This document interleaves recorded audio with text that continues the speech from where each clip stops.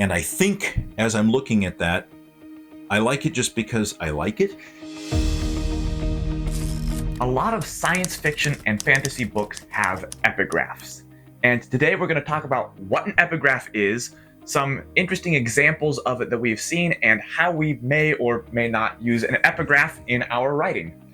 Yeah, and the epigraph is something that when we began talking about it, I was calling it a preamble. In fact, in the place where I've started to capture our stories, the different chapters and scenes, I put a place in there and I labeled it preamble. That was our placeholder text there.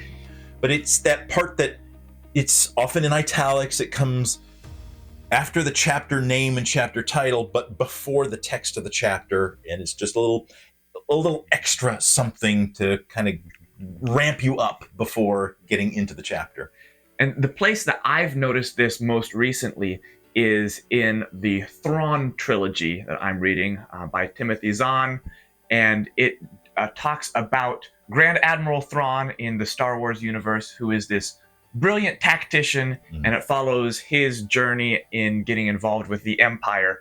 But before each chapter, there's a somewhat beefy at times epigraph that is his thoughts on very specific, like tactical, relational, philosophical things at times that at times drip backstory, at times kind of introduce a new character that we're going to see in the chapter, but they are written almost as his personal prologue to the chapter itself, because he is talking about something that is going to happen in the chapter and almost introducing the chapter for you specifically. It sounded like, as you're playing it back for me, it sounded like almost like his journal written after the fact to kind of help the reader or himself, or I'm not sure what the in-world scenario would be, but to help make sense of what you were about to read.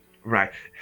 Almost at times feels like Timothy Zahn wrote the book, then handed it to Thrawn and like, hey, write just a couple sentences before each chapter to kind of give a heads up to what's going on. Almost what it feels like at times. But as we were looking back at different examples of where an epigraph may show up, you talked about science fiction and fantasy, and yeah, there's a lot there. I see it also a lot in nonfiction books, but often in a nonfiction book, it would be just a simple quotation and a citation of something that kind of tells you somebody else, some authoritative figure makes some statement that ought to feel relevant to what I'm about to write. But we've seen verse, whether it's poetry that's often used as an epigraph, or in the Mistborn series and in the Dune, yes, that was the other one. It's often written as either a snippet from a historical text, a fictional historical text.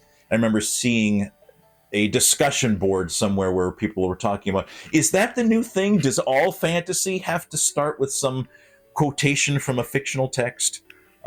But I've seen it there a lot. And I think in that case, it can kind of help with world building as well, as you're making the world feel lived in, and that there's more, hinting at more depth to the world than just what your story specifically talks about. Right. In Dune specifically, the history is actually things that were written far later by a descendant of the people who are being talked about. So it kind of gives you a reflection on what you're about to read about in the chapter, or what you have read about in the chapter.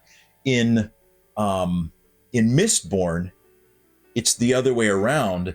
It is a document that, for the main characters, was historical. And as I'm saying that, that's true for one of the books. But for another book in the trilogy, it's actually, again, it's also reflection.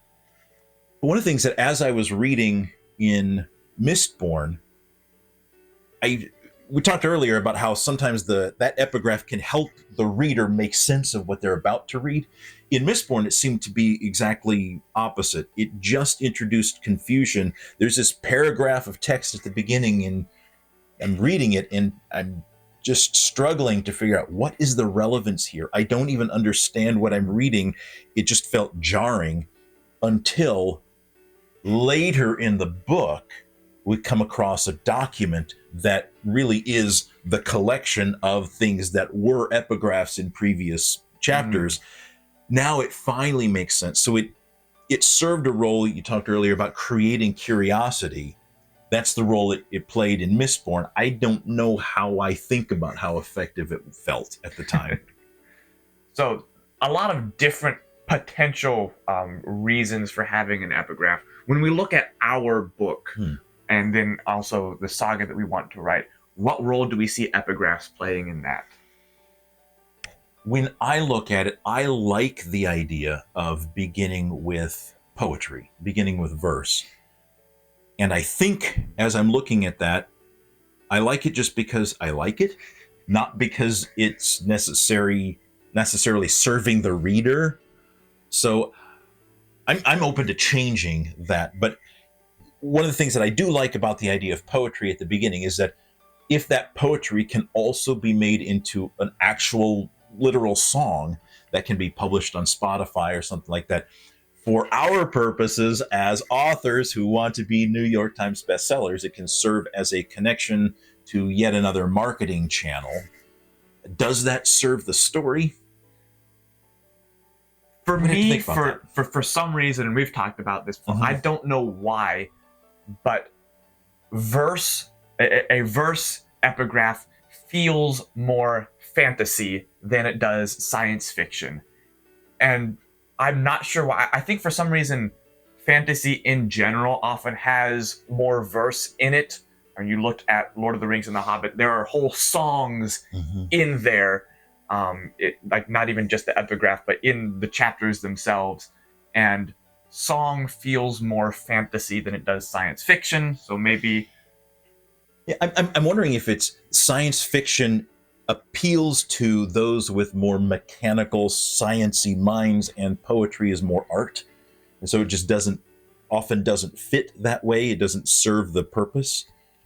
I'm just speculating. Maybe. And one of the things that we've also talked about is that science fiction and fantasy both often have a very much of a message that they're trying to portray rather than just a story. And that the epigraphs can help kind of introduce that message, or almost provide the writer's point of view on that without it having to be tied to a specific character's point of view.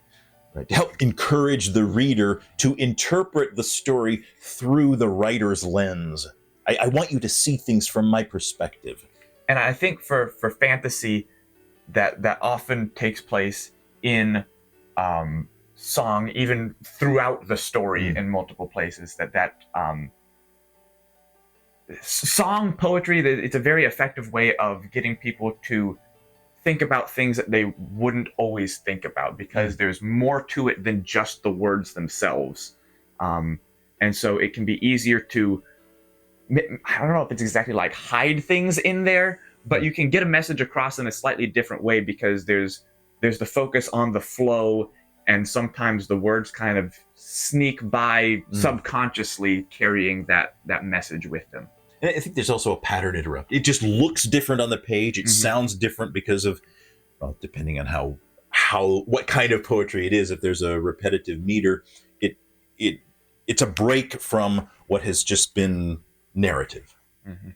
So we're not sure yet what way we will or will not use epigraphs in our writing, but these are some of our thoughts so far. If you have any books that you've seen that use epigraphs effectively for a certain purpose, give us an example of that in the comments, and we will see you next week.